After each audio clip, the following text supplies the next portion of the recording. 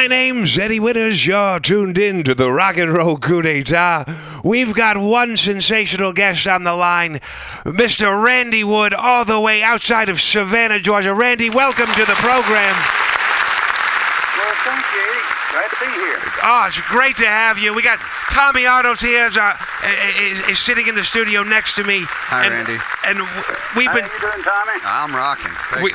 We've been talking about it all morning. We're so excited to have you on the program. All the way. How you doing down in?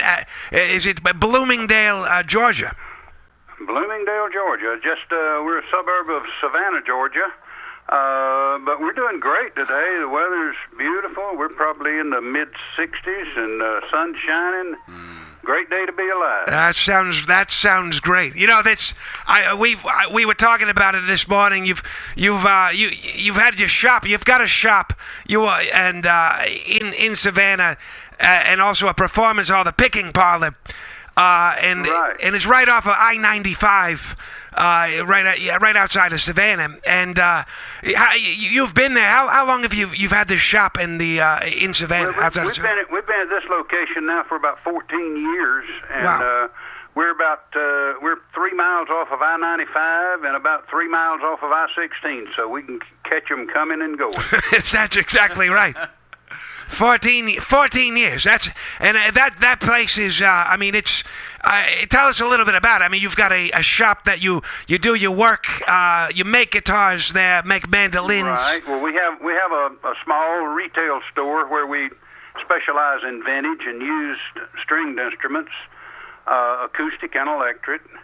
And then we have a good-sized repair shop. We have 4 or 5 guys working with us here. We have one of the largest and most complete repair facilities for stringed instruments in the country. Wow.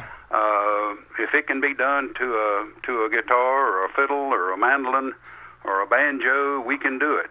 Wow. So if we can't fix it, you need to find the closest trash can. And that's we have the concert hall. Right. We have a little 100-seat concert hall where we bring in some of the best Americana acts in the country.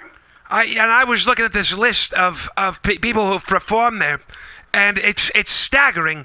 Your Picking Parlor is, maybe probably one of the finest performance halls in that part of the region, with the acts that you get coming through there, the intimacy and the sound, is just fantastic. Yeah, we have some great acts come in. The musicians love it, and our audience loves it. It's like sitting in your living room. And anybody that's interested and wants to see some of the acts, you can go to Randy Wood Guitars or Flat Mountain Media, and we have all those acts archived. We stream all the shows that we do. Wow. That's incredible. I've seen some of the clips there, and it's just... Yeah, they're filmed in HD. They're beautiful. Absolutely beautiful. And some of the performances are just... Yeah. Well, thank you. Yeah, you wouldn't capture it any other way, Yeah, we're always looking for good acts, and we're also looking for sponsors, to help us pay for it. It gets a little expensive. Oh, but, yeah. so far, we're hanging in there. Right. That's speaking of the Picking Parlor. This is a. Tell me a little bit about the. This is not the first Picking Parlor you've been associated with. No, I moved to Nashville in 1970. Right. And along with George Gruhn and a guy named Tut Taylor, we opened a little place called GTR, which coincidentally was the first, as far as I know, the first vintage instrument store ever opened in the world. Wow. As far as that goes. After about a year and a half, we left, Tut and myself left and opened a place called the Old Time Picking Parlor, which was a couple of streets down. And George changed the name of GTR to Gruhn Guitars. Wow. Which is, I guess, world famous nowadays. Yeah. But we had the Picking Parlor down the street, and that was a combination of a vintage instrument shop and a nightclub. We had a 200-seat nightclub. Is that right? Wow. Right. That it seems during this period, and I mean I'm sure you've probably spoken to countless people who regard that era as a real golden age in modern music, and to be able to be in Nashville, of all places, it just absolutely legendary circumstances. And well, people, regulars that hung out there, just about everybody hung out at the Pick and Parlor when they were in town because they were so comfortable being there. It was such a comfortable place to be. Billy Gibbons would, that was the first place he would come anytime he came to town. Wow. The Eagles hung out there on a regular basis, and the list just goes on and on. Bobby Whitlock, I don't know if you know Bobby. Oh, yeah, Bobby from the Derek and the Dominoes. Right. Oh, yes. Bobby was a great guy. Funny story about Bobby, when they played the Cash Show the first time, he saw a fingerboard, a guitar fingerboard laying in the front window of GTR that had my initials in it. It was a Tree of Life fingerboard, and he came in and wanted to buy it, and I told him that I could make him one like that, but I couldn't sell him that one because it had my initials. And he said, "Well, don't worry about it. Those are my initials too." So, and that's on the guitar that he plays today, that D35. Oh, wow! The Tree of Life fingerboard. It was and Bobby and I have been great friends ever since then. So that's but it was kind of funny that both of us had RW for the initials. That's nice. Yeah. There's one of the most famous guitars, I mean, maybe one of the most famous guitars, is the Elvis Presley Gibson Dove that you worked on. Right. We were talking about this before the show. It was seen by millions on Elvis's special on Aloha from Hawaii. Yeah.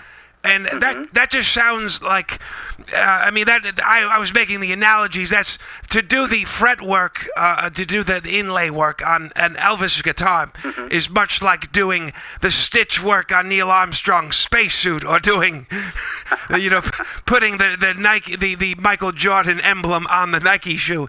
It is one of those. Yeah, it was a great job, and it was a new guitar that a friend of mine over in Memphis had a little music store and had sold the guitar to Elvis, and Elvis wanted his name put in the fingerboard, and he didn't do that kind of work, so he told them to send it over to me. So they brought it over to me, and I designed that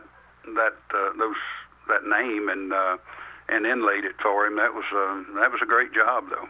Let me ask you about the process of doing this inlay. I mean, did you actually write out the font of how Elvis wanted his name written out, and cut that out, prefab that somehow, and then how do you do that kind of work? How do you approach the guitar neck? First, I designed the font and the name, and sent them a drawing of it, and they liked the drawing. So then it came back, and I cut the pearl out.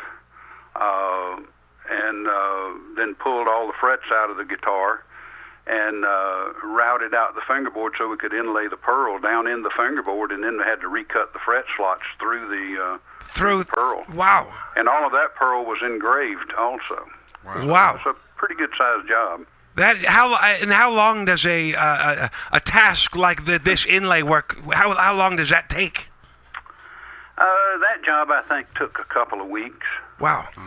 So, but you got to remember, I work 12, 14-hour days. Sure. And you just constantly. I mean, you started. When did you start looking at guitars, and get into start? You realized that music and being around instruments was what you wanted to do. Yeah. Well, I've always been around music. My dad played music, and my uncles, his brothers, all played music, and we grew up in the country. And then when I went in, and I grew up on the farm, so I was always around woodworking, right? Out of necessity, and enjoyed that. So when I went in the service, I was stationed over in Hawaii, and immediately started running the wood shop at the post that I was on, And so actually, you know, I'm, I guess, more of a woodworker than I am a musician, but it just happened that I was working on instruments that were made out of wood. So. Right. Well, where did the art, like working with wood, but then being able to do what you do, which is, I mean, you have, this is an art form that you do, and the work that you've done is flawless. I've always been curious, like, where did the art side come into it? Well, that, I don't know. I guess that's a misplaced gene or something. Well, I'm glad you found it. I have a few of those myself. You know, all that stuff, I was pretty much self-taught. I never took any, you know, back when I was getting into the instrument work, there was nobody doing it on the East Coast anyway that I could find. And so basically had to figure out how to do stuff on my own. And then the pearl engraving, the wood carving, painting, things like that, I've just picked up along the way. Just picked up, wow. And so you've what was when you were developing and working on these, began working on instruments, there's the famous story of having this backlog of that's when you decided maybe this is maybe I should do this full time. Right. How did that get going? I started out actually working with the guy Tut Taylor. Again, he was a dobro player and a friend of mine who lived in Milledgeville, Georgia, and he was wanting somebody to play guitar that he could play guitar with, because there was nobody down there, and he kept asking me about moving down there. And I wasn't really interested until he mentioned the fact that he had a big wood shop there, because he was a sign painter and made all of his own signs. Oh, wow. So that enticed me to move down there, and I actually started working at night some in the wood shop there. Then another friend of mine over in Muscle Shoals, Alabama, asked me about coming over there and opening a shop there, again, just part-time. And I had lined up a job. I'm a draftsman by trade, so I'd lined up a job over there as a draftsman, but it was going to be like 6 weeks before the job opened up. And during that 6 weeks, we started taking in repair work, and at the end of the 6 weeks, we were like 3 or 4 months behind on repair work. Wow. So that was when I became a full-time repair guy or luthier or whatever you want to call us. Right. Did you guys ever get caught up? Are you still 3-4 months not behind? Really. Not really. And I mean, that was 45 years ago, and I'm still behind. That is, it's so interesting. When we got together with Tut, was he? How much difference in age was he to you? Was he was he a little bit of a mentor? Was he an equal with you when you were working together? Yeah, Tut was more of a mentor. Tut, let's see, well, Tut's 92 now. Wow. So he was about 20 years older than I was, and Tut knew a lot about repairs and stuff. He was not physically capable. He had some problems with his hands as a young man, and so he didn't have the dexterity to do some of the work, but he knew how it was done. Right. But he wouldn't tell you anything. He would watch you screw something up and then laugh at you for doing that. So that was the way I learned. When somebody laughs at you, you make sure you don't make that mistake again. Exactly. I get that a lot. I can imagine. Can you imagine? I was saying, one of the a great story I've heard is that you made a mandolin for yourself, and this mandolin ended up. Bill Monroe saw this mandolin. Is this what's the story behind your first mandolin? Well, I had made the first mandolin while I was still at Tut's in Milledgeville, and then moved to Muscle Shoals. And shortly after I moved to Muscle Shoals, the guy that I was working with over there, Rural Yarborough, went to work with Bill Monroe playing banjo. Wow. And Bill was down one weekend and saw this mandolin and played on it. And never said anything about it. He just played on it, 10, 15 minutes and put it back down. And about 6 months later, we were in, I think, Cincinnati, Ohio, playing a show. and he asked me what happened to it, and I told him I had sold it. And he said, well, I wish I'd have bought it. So that was, I always liked that mandolin. Wow. So I told him if he wanted to know if I could build another one like it. I said, well, I think so. So he said, well, go ahead and build me one then. So I built one, and that was the third mandolin that I had built. During the time all that was happening, Roland White had ordered a mandolin, so he got the second mandolin. Wow. And Bill got the third one. So. Wow. And you, I mean, what was your relationship with Bill Monroe? I mean, you at that time, I mean, obviously he was a large figure at this moment. I mean, it must have put some kind of reinforcement into your instrument making skills to have him take a liking to. Bill was a giant at that time. I mean, everybody looked up to Bill, as did I, and I was really appreciative of him allowing me to travel with him. I traveled with him for about a year while Rule was playing banjo with him, and I'd occasionally go on and do a guest spot or something like that. But you wouldn't happen never did actually work for Bill. He was just a great friend, and we enjoyed each other's company. Right. Wow. You weren't actually at Bean Blossom between '89 and '92, were you? Because if you were, I probably saw you. I quit going to Bean Blossom, I guess, in the mid '80s. Oh wow. But yeah, Bean Blossom was a great place. We used to go up there every year in the late 60s, 68, 69, 70 was when I was tied up with Bill. Oh, wow. Wow. Yeah. No, that was where I went there the first year and I just really got turned on to bluegrass because I was, 16, 17, and I go down there and like next thing I know, I'm just hanging out next to the stage and I'm able to sit and chat with Bill Monroe, and it was the most. Yeah, he was a great guy, very easy to talk to, very easy to get to know. Yeah, it's it's so interesting, and it's interesting that you are able to go on the road and experience those that kind of friendship. And when you guys decided to make the GTR shop in Nashville, did you have any idea that people would gravitate towards the shop when you were there? Is it just kind of like, did you notice or have a sensation, like a buzz around the shop when you were working there?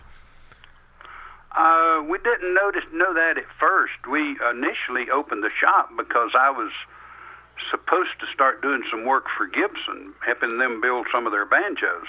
That didn't work out, but we had already made the move to open GTR, so all of us had wanted to go to Nashville, move to Nashville, so we went ahead and opened it anyway without any idea of how well it would do. Of course, at that time, people were just starting to get real interested in vintage instruments. And as soon as we opened that, it really took off. I was going to say the some of the great stories is that I recall is about the Johnny Cash program in Nashville. Yeah. Was that was it close proximity to your to your shop?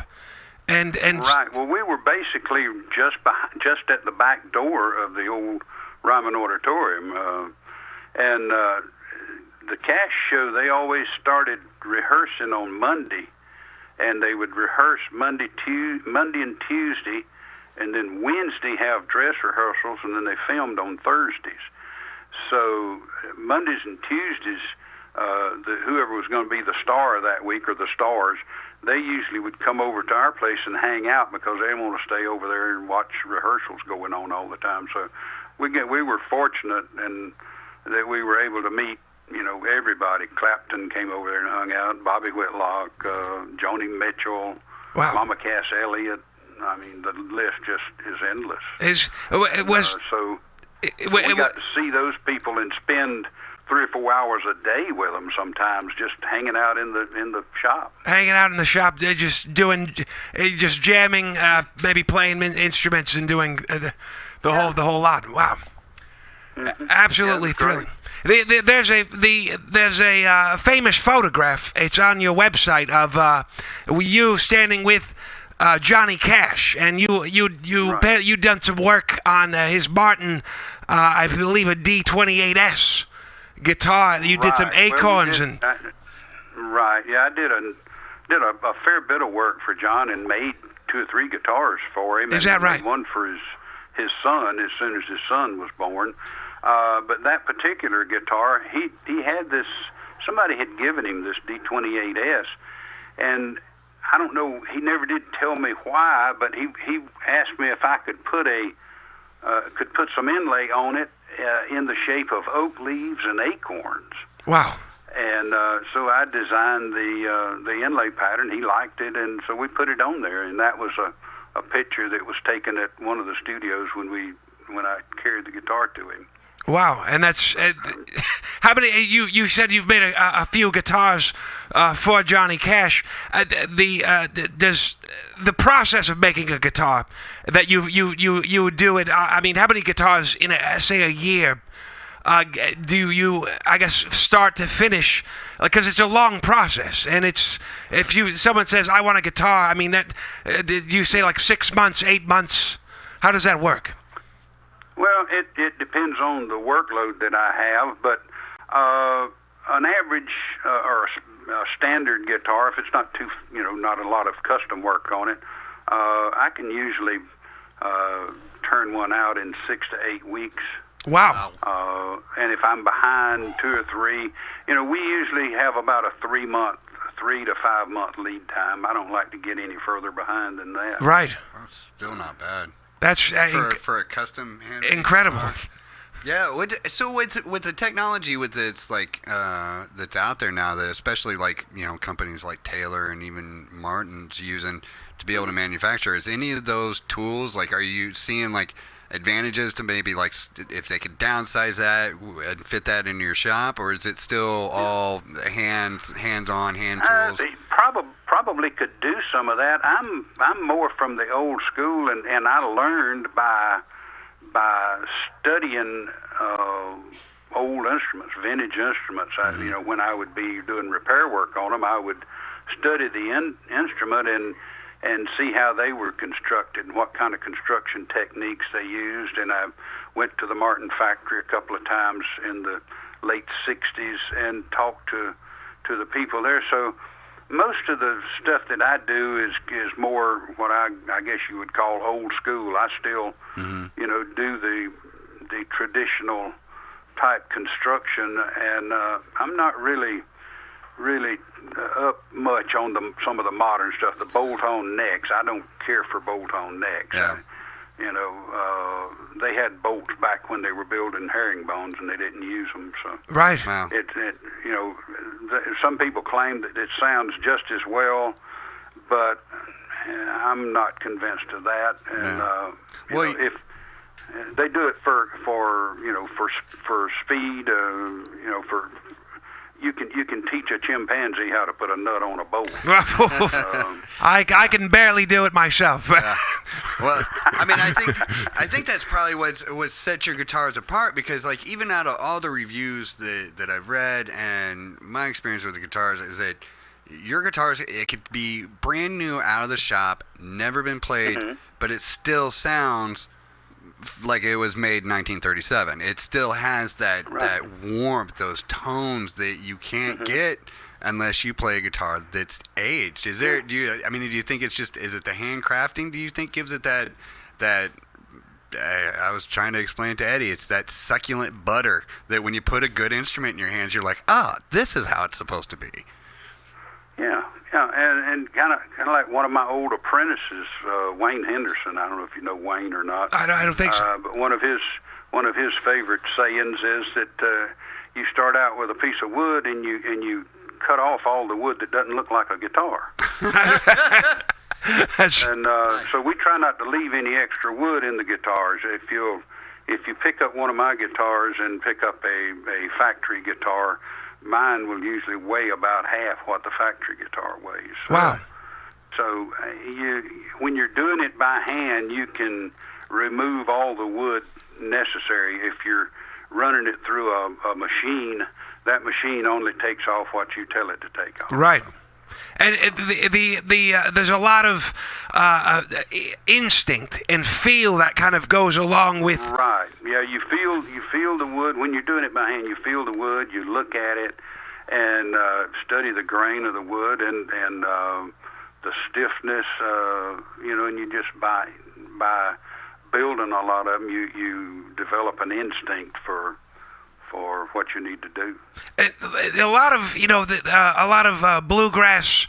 There's a lot of mandolins, smaller instruments, and fiddles that are also incorporated in the music, not just guitars. And if you could explain a little bit of the difference, I mean, because these are classic, like a fiddle, the classic stringed instrument with a bow, the approach with the curved neck. It's a different setup, obviously, in scale. How did you, get the palette to be able to do both the guitar, then the mandolin, the violin? Was that all developed at the same time? Well, somewhat, but you study all those instruments when you're working on them. Or back in the early days when I was working on them, I had the advantage of having multiple instruments to study and kind of pick apart, so to speak, and figure out what made them tick. Right. And so you kind of go from there. I know most bluegrass players like Martin guitars, and I'm a great fan of Martin guitars, always have been. But my preferred instrument are the old pre-war Gibson guitars. Right. And one of the main reasons is the Gibson guitar scale was about 3/4 of an inch shorter than a Martin guitar scale, and so it made it a lot easier to chord the strings. The strings were a lot softer.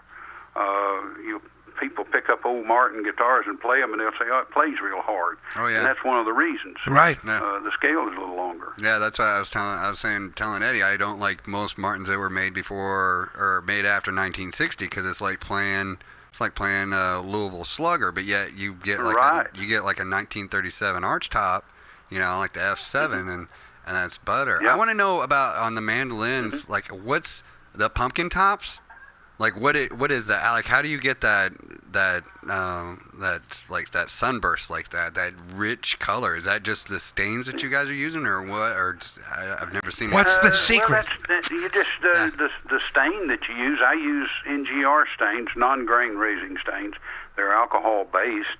A lot of people use water stains, but they raise the grain a little too much for me. But I start out put a yellow base on the instrument, and then start at the very outside edge with dark colors, and just kind of work your way in till you get the look that you want. It's wow, they're beautiful. They're so beautiful. A learned process. It's not something that you can do first time out. You have to study it and then practice it a little bit. Yeah, I just can't imagine, I can't see, when you're first learning that you just got, there's a stack of 20 banjos out beside your house that are just crap. You're like, oh, screwed up again. All right, let's go back to the drawing board.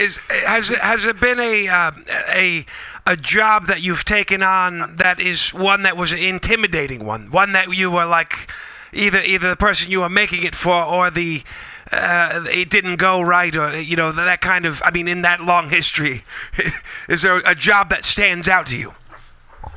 Well, there's been a number of them that didn't go right, but I've always approached work, I guess, same way with life or anything else. But I've always approached my work with the attitude that if especially in woodworking, if I screw something up, then I have enough faith in my ability to fix it or replace it. Right. So I don't let stuff like that enter into the picture too much. One prime example of that was probably the scariest that I've ever been was when I was Merle Travis, who was our worship, came into the shop one day and wanted the action lowered on his Super 400. Wow. And so I had to take the neck out and reset it. And as unbeknownst to me, I believe Bigsby had put the neck in originally, and he had drilled a hole through the from the dovetail into the cavity of the guitar. So there was a small hole, about a 1/4-inch size hole went in there, and as I steamed the neck out of the guitar, the moisture and the water was going into the inside of the guitar on that beautiful curly maple back. Wow. When I got the neck out, I was drying the guitar off and noticed that the back was like a washboard. It was just all rippled up and swollen up out of shape and everything, and I almost had a heart attack. Wow. I spent most of the night with heat guns and heat lamps drying that back out, and fortunately the next day we'd gotten it back in its place. Wow. It was a scary process, and when I told and when Merle came to pick the guitar up, I told him what had happened.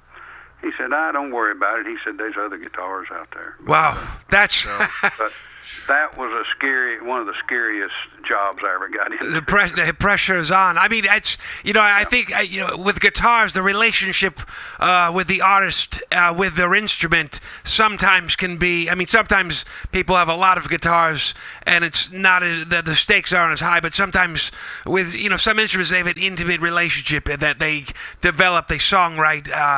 They develop the craft, and I can imagine, there's an inkling of that pressure that might go into, when bestowing that responsibility. Right, and that there is with a lot of people. I've fortunately been able to resist some of that. I mean, there's always some pressure with you want to do a good job, but I've learned that if you let it get to you, it can overwhelm you. So I try to look at it as just another job. Sure. Well, you stand behind probably one of the most important jobs that I ever did was doing some minor restoration work on Rachel Jackson's guitar. Wow. And for the people that don't know who Rachel Jackson is, it was President Jackson's wife. Out at the Hermitage when I was in Nashville, a friend of mine was the curator out there, and Rachel played guitar, and they had her old guitar out there, and it had some cracks and stuff in it. So he got me to repair those, and that was probably one of the most important pieces that I ever worked on. Wow. And you stand behind your work, like every guitar and mandolin and instrument that you make. Like I've read that you'll service them, you take care of them. Like it's if there's a problem with it, you come back. I've always believed that it's like your children. And I can't imagine somebody building an instrument and then not being willing to repair that instrument. Mm-hmm. It never crossed my mind to not do that. I know there's a lot of builders that don't do any repair work and just won't repair their own instruments, but I can't imagine somebody not doing that.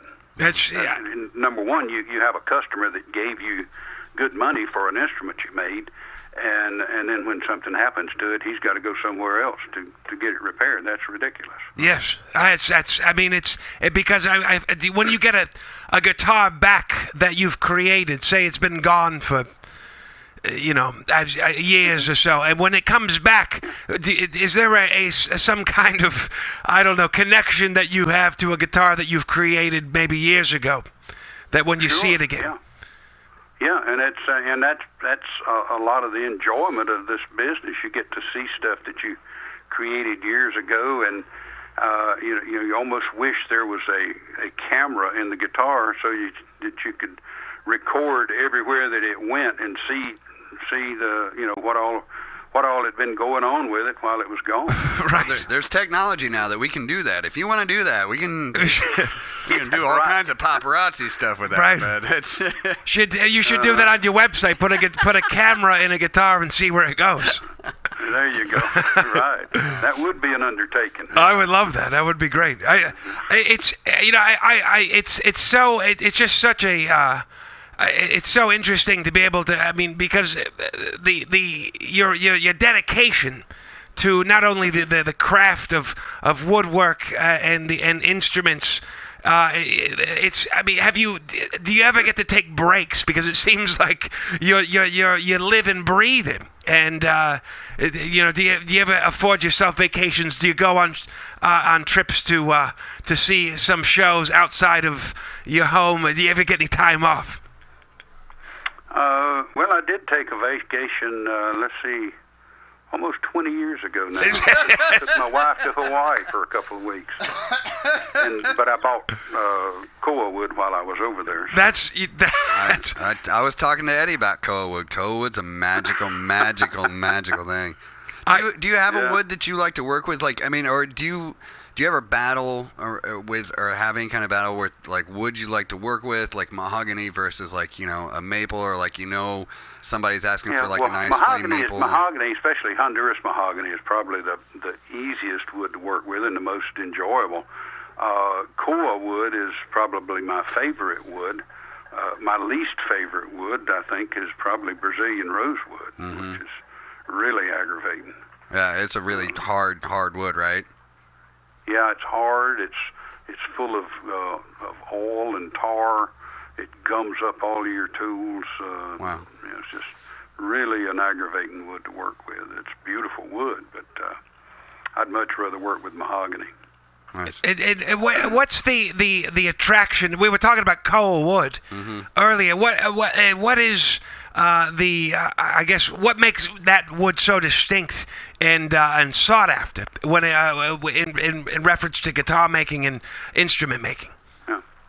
Well, other than being a beautiful wood, I think it's one of the prettiest woods out there. It has a lot of character, and each piece is a different color and a different texture and grain. But it's a medium hard wood. It's kind of in between mahogany and maple, and it also, you get that kind of sound. I like the sound of mahogany because it's such a warm sound, but koa wood seems to have those characteristics plus the little bit sharper sound of some of the hardwoods, so it's kind of in between the softwoods and the hardwoods.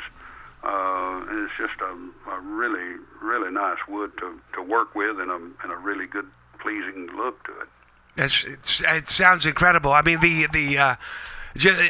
just the idea. I mean, is that when you approach a piece of wood, do you, when you're looking at wood to make or create the body of an instrument, is it sometimes like kind of like needle in a haystack kind of situation where you find the right piece or you gravitate towards the right piece? How does that process of identification, how does that work with you? Mm-hmm. Well, if you have a particular customer in mind, you try to take into consideration what you think they would like, and in some cases they've told you kind of what they were looking for, so you go from that aspect of it. If we're just building a guitar for spec, then I usually try to pick out something that I like the looks of or the grain pattern, depending on the mood that I'm in, and I guess to some extent. But, right. Yeah, all of that. It's a choice process, and depends to a great extent on the mood you're in or how you feel that day, I guess. But it's very, very, very artistically expressive, kind of putting the heart and soul into what you're building. It's very interesting. Mm-hmm. Yeah. Randy, you have to take. I was gonna say. I mean, it's so interesting to get the insights on this and to understand how you approach the instrument, and knowing that each instrument that you build or work with is gets that kind of attention. it's such an interesting thing, and I can see now really clearly why so many people, big name people, put the trust into you to create instruments and do the repairs, and also do the work like the inlay works and the detail. Have you ever considered maybe doing some kind of book to put some of these stories down in a way, because it's so fascinating? Well, we've thought about it, and I have a guy that's supposed to be working on a biography now. I don't know how much he's gotten done or anything, because I don't talk to him very often. I need to That's the worst I need to check on him, ever. I guess, because I'm starting to get a little age on me. Right. I'd like to be around to read it to see if I was a good guy or not. Right. See if everything's accurate. That'd be great. Yeah. Because it seems like just looking up from the work, the workbench, and to see all the fantastic people that come and go. Was there ever anybody in there that you got to work with or work for that you that you were like, wow, I'm it's an honor. I mean, obviously Bill Monroe was a great a person. Was there anybody that you felt, say, somewhat, I don't know, starstruck or a privilege to really like, wow, this is a marker of my my work? Mm-hmm. Nobody in particular. I mean, I enjoyed working with all of them. A lot of them we became real good friends with. Michael Martin Murphy was I think a special friend. And Charlie Daniels, they're still great friends of mine. Wow. We talk occasionally. And they're great individuals. Besides that, Hank Williams Jr. There's lots of them. Wow, it's exceptional. And I tell you what, I want to tell everybody who's listening to make sure to visit your website and just take a look at some of the beautiful instruments you have there. It's randywoodguitars.com, and also and also to make sure to check out the videos, the live videos from the Pickin' Parlor. Right, yeah. We have this company, Salty Moss Productions, who's a video company here in town that does a great job, and we think we have a real good product out there for people. Junior Brown, Lawrence Juber. Right. I think it was probably 15 or 20 concerts on there they can watch, and it's all free. We'd love to have them pull them up and watch them. That's great. I watched the Junior Brown performance, and it's absolutely just spellbinding. Yeah. His stage he's a phenomenal presence. individual, isn't he? Oh, he just absolutely just walks on stage and has an aura about him, just a presence, and just wonderful to capture that. And Lawrence Juba, by the way, you mentioned him. He's going to be on our program next week. So great. Lawrence is a phenomenal talent and just a great gentleman. He's one of the nicest people that I've had the privilege to meet, and also a phenomenal musician. So you'll enjoy him. I can't wait. I look forward to it. He's just such a prolific career and an excellent guitar player. And we're looking forward to that. Well, Randy, I know you're a busy man. I'm probably slowing you down and getting you behind on your work. He's 2 months more behind now. I know. I don't want to. Yeah. I'm costing somebody something right now. But I tell you what, we really thank you for taking the time out and coming on the program. And we'd love to chat with you again sometime, maybe in the near future, and get you back on and see how things are going. And Tommy, if you're ever over this way, you'll have to stop by. Oh yeah. And catch some good bluegrass in person. Oh yeah. Well, I'd be coming to play some bluegrass. I'd also be coming to hit you up. Like if I could, can I just sweep the shop and get I don't know if I have a pipe dream about owning a Selmer McAfee guitar, and I play a little bit of gypsy jazz too. But finding them, I can't find them. I've heard they're around. Yeah, and you've got a great player out there now, John Jorgensen. He's moved back to California, unfortunately, and so we don't get him in here anymore. But he's a great gypsy jazz player. Oh yeah, when he left the Helicasters and started doing that, I was like, what? And then he started playing, and I was like, oh, I'm gonna shut up now. So yeah, I'm gonna come out there because we need to do barbecue and just hang out. Oh, that's right. You have barbecue. I forgot all about that. You have a barbecue stand. Max Barbecue right next door, and he has some great barbecue and some great salads and soups. He does a little bit of all of it.